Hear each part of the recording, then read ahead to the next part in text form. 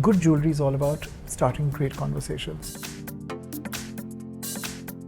Hey guys, I'm here with fashion designer Sabyasachi Mukherjee, and we are here to cover the launch of his collaboration with Forevermark Jewelry, the Zanyah collection. So I just have to tell you, I'm so excited to finally meet you. I've heard so much about you, I've read about you, and I wanted to tell you that as the fashion and beauty director at Miss Malini, I have to interview so many people, but new hires, so people in their 20s and 30s. And I always like to ask them who their favorite fashion designer is so that I can get an idea of their knowledge of fashion. And I'm not exaggerating, every single time the number one is Sabyasachi. So I'm sure that makes you feel amazing. Embarrassed. I mean, it's such a compliment. Why do you think that so many people identify you? I mean, I'm interviewing people from their 20s, 30s, and all of them just love you. Yeah, it's also because of the fact that I was probably the first middle class guy to break through into the fashion circuit, to probably get into the top of the wedding design community. Because if you look at fashion like golf is a rich man's game. So I came out of nowhere, and I think for a lot of people, they're like, hey, if this guy could do it, so can we. So you become an inspiration that if you have talent and if you are willing to put in hard work, no amount of politics, no amount of any barriers can stop you from going where you want to go. Okay, you said something very interesting. I love that you said, wedding is kind of like a rich man's game, because I was just talking to someone about this over the weekend, and I think it's very true, but you obviously serve as an inspiration for people that, like you said, as long as you have hard work and talent, it's possible. So can you give us, our viewers, a quick synopsis of how you got to where you are today? Maybe like where you were trained and your first experience. And well, I'm a Piscean, but I think I should have been a Taurian because I'm a bull. Once I put my mind into something that I really want to do, I just go ahead and find my way, and I'm very aggressive about my work because of the fact that as a schoolboy, I was a backbencher. I had no sense of identity, no sense of self. I was an introvert. That hasn't changed. I'm still an introvert, and I was very painfully shy. But I think when you start doing what you do and when people start appreciating it, you find a voice of your own, and it's that voice that propels you to become bigger and bigger and bigger. So I think it was nothing but just discipline and hard work. Not many people know that I still go to work. I still wake up. I work about 18 hours a day. Wow, 18 hours. I go to work. I come back I go to work as early as 9:30, 10. I come back as late as 11:30 every single day of my life. And also the fact that, in the middle I had put on a lot of weight because my lifestyle was bad and I used to eat all sorts of junk. Because when you're working, you're constantly popping things inside your mouth. And then I went to a doctor who said that, it's not very good for you, so you have to discipline yourself.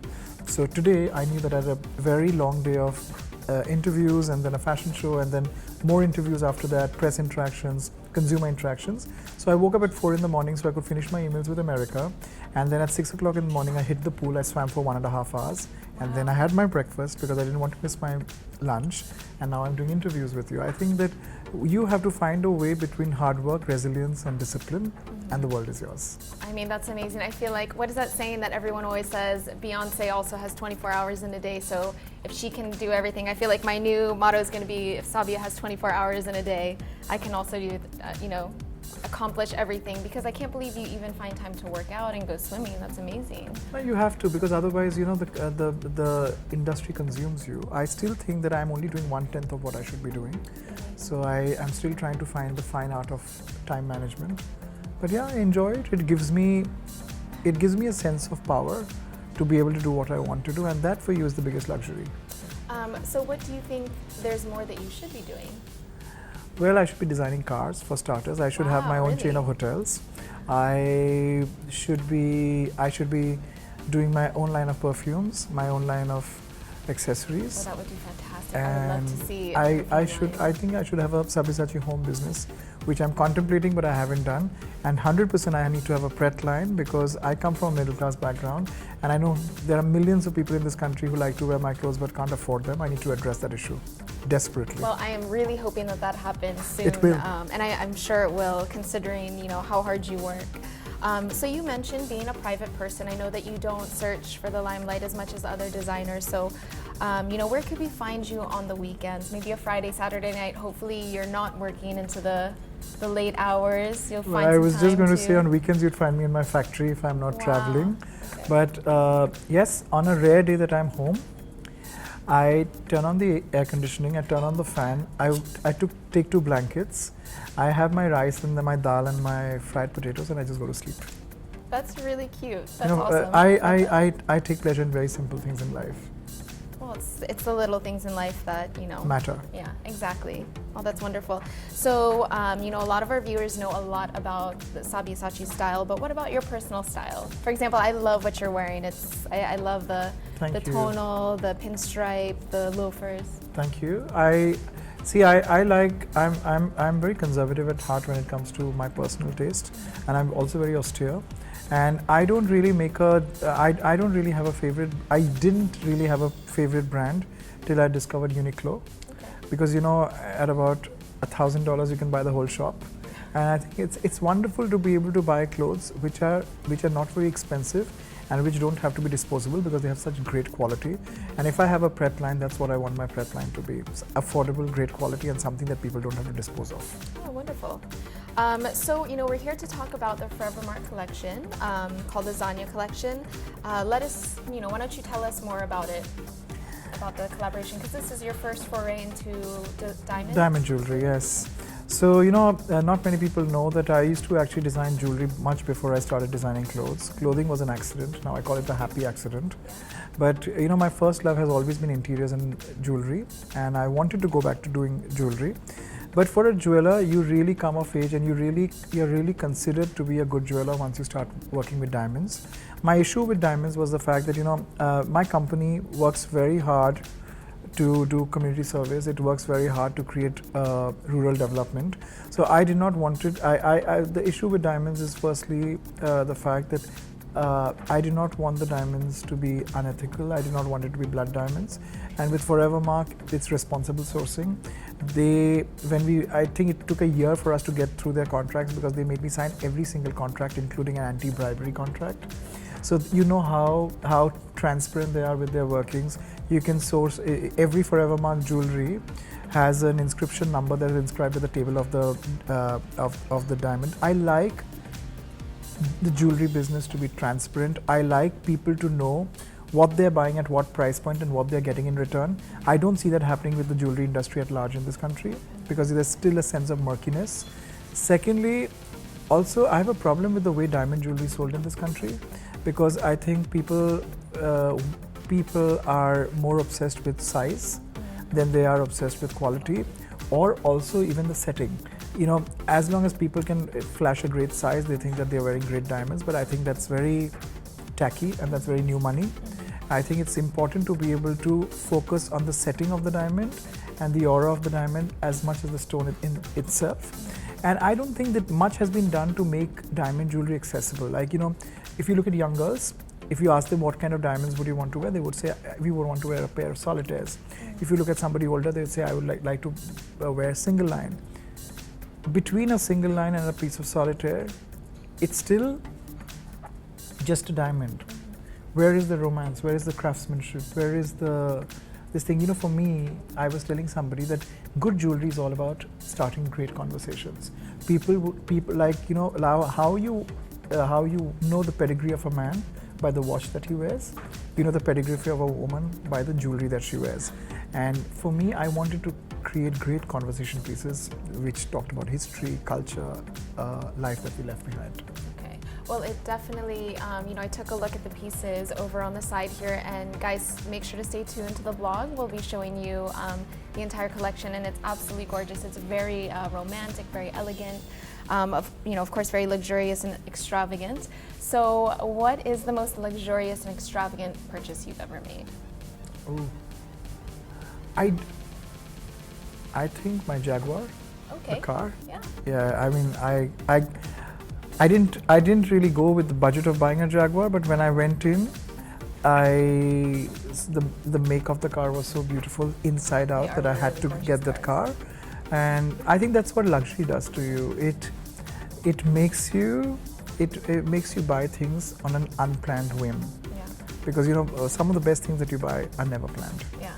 So you drive here in Mumbai? I live in Calcutta. I don't drive at all. I Oh, never learned to drive because I think with the way I think about work and music in my head, I would probably kill someone if I drove. Okay, Thankfully. so it's good that you stay off the road. Yes, I stay off the road. Someone else can drive it. Oh, wonderful. My chauffeur has been with me for the last 17 years. Oh my gosh, that's such a long time. He knows. I like building relationships, and I think almost everybody who works with me, very, we have about 5 to 10% of people who have left the company.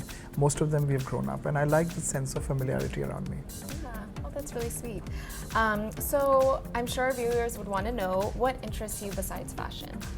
Food. Okay. It used to show a lot. Now, thankfully, because of swimming, it doesn't anymore. And what kind of food? Anything and everything that's good food. Yeah. I have a very democratic taste in food. So I would go from complete gourmet to complete street. What I don't like is I don't like fusion. I like to be a purist in whatever I eat. So if it has to be Chettinad food, it has to be very spicy. If it has to be continental, it has to have flavor. I can eat puchkas, which is golgappas pani puri that you call here, and foie gras and caviar and oysters at the same breath. Yeah, I totally agree about the fusion. There used to be so many Mexican Chinese fusion restaurants, and they're two totally different cuisines. I would always wonder why they would even bother trying to. It's just confusion. Yeah, exactly. So you have, lived a life full of success and many accomplishments. So what do you think, in your opinion, is the greatest accomplishment personally for you thus far? I still haven't achieved it because I still have to get a nod from my sister. She's the most difficult critic and very difficult to please. So when the rest of the country is giving me 5 stars, with her I'm still at 1.5. Oh, family always is. So yes, it is. No, but she's a woman with incredible taste. So I value her opinion very seriously. Oh, I'm sure that would mean a lot to her. So for the last question, why don't you tell us something surprising about yourself that our viewers would be surprised to know?